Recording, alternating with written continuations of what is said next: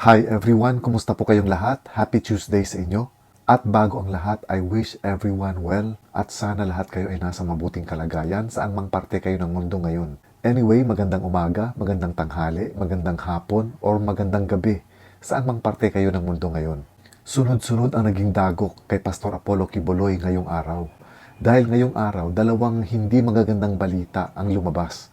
Una ay yung pagpipirma ni Senate President Zubiri para sa arrest warrant na inihain ng komite ni Senator Risa Hontiveros para sa mga reklamo laban kay Pastor Apollo Quiboloy. Kanina nga ay inilabas na ang warrant of arrest na pirmado na ni Senate President Zubiri. Kung maalala kasi natin, hiniling ni Senator Risa Hontiveros na maglabas ng warrant of arrest ang Senado laban kay Pastor Apollo Quiboloy dahil sa paulit-ulit nitong hindi pagsipot sa mga pandinig ng mga reklamo laban sa kanya. Sinaklolohan din siya ni Senator Robin Hood Padilla na kung saan sinubukan niyang mangalap ng 8 pirma or 8 signatures para ma-overturn or mapawalang bisa yung arrest warrant na inihain ni Senator Hontiveros. Ang kaso nga, hindi niya nakuha yung 8 signatures. Kung kaya, tuloy pa rin yung warrant of arrest. Kaso, humingi rin ang kampo ni Pastor Apollo Quiboloy sa pamamagitan ng kanyang mga abogado na instead of warrant of arrest, ay maglabas na lang muna ng show cause order. Itong show cause order na sinasabi ay ang pagkakataon at pagbibigay ng pagkakataon si Pastor Apollo Quiboloy na magpaliwanag at magbigay ng mga dahilan kung bakit hindi siya nakakadalo sa mga hearing sa Senado. Ang kaso ang nangyari, ang kanyang mga paliwanag ay hindi sinang-ayunan ng chairperson na si Senator Risa Hontiveros. Instead, iginiit pa rin ni Senator Hontiveros na maglabas ng warrant of arrest. Pero bago ito mangyari, kailangan kasi talaga na pirmado ito ng Senate President na si Zubiri. So kanina nga lumabas na pinirmahan na ni Senator Zubiri yung warrant of arrest para kay Pastor Apollo Quiboloy.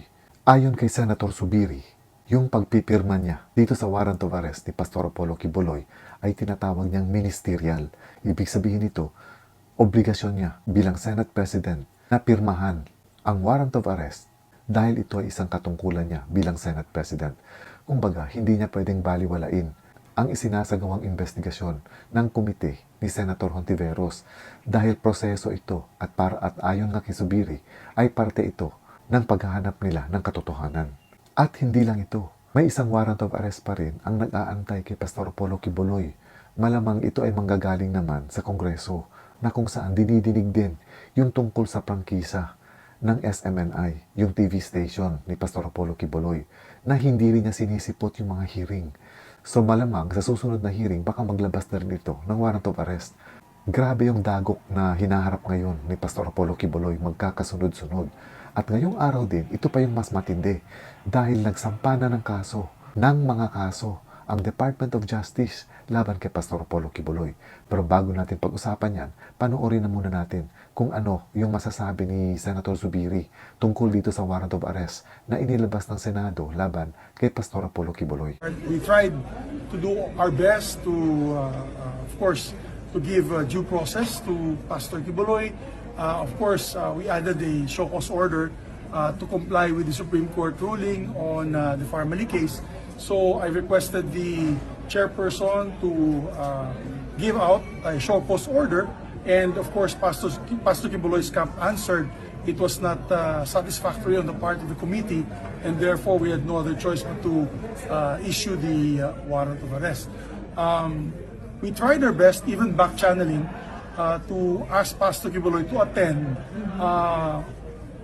the best possible way we can through other intermediaries, pero ayaw talaga niya pumunta dito.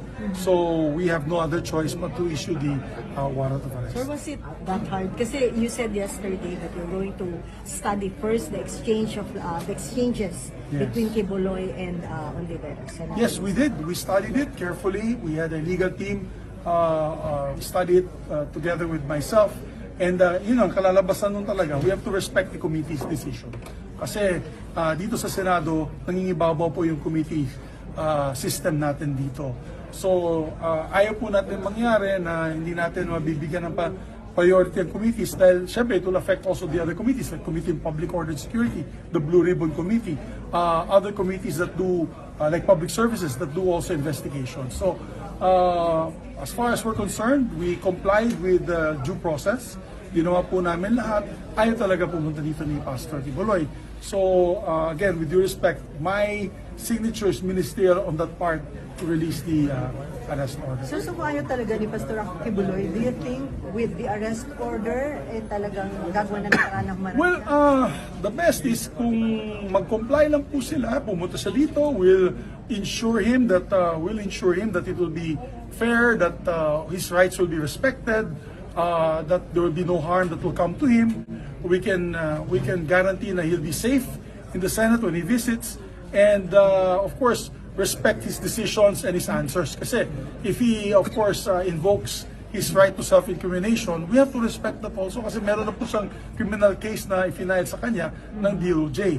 Ang masasabi ko lang po, at kahapon sa caucus, pinag-usapan namin ito, kung pumunta siya dito, we will give him the respect due any citizen of the country, at we will respect also his rights as a invited person.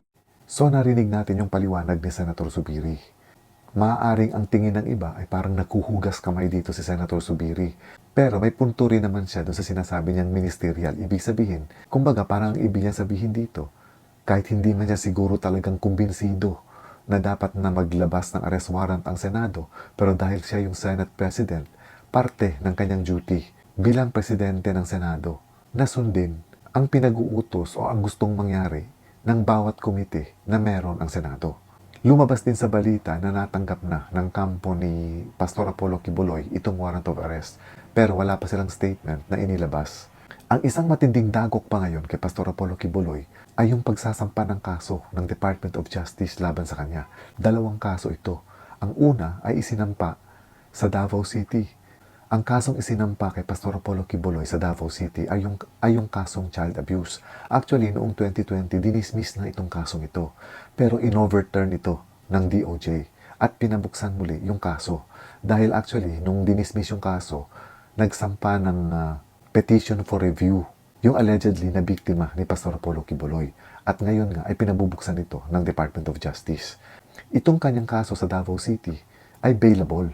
Ang hinihingi na bail dito ay 180,000 pesos for sexual assault and additional 80,000 pesos for maltreatment. Pero ayon nga sa DOJ, hindi ito didinggin sa Davao City. Ililipat nila ito ng Manila dahil ayon nga sa DOJ, para maiwasan yung sinasabing impluensya sa korte.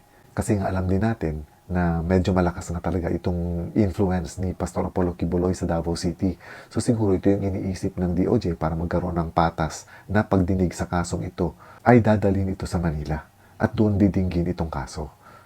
Lalong-lalo na dismiss na kasi ito dati sa Davao City.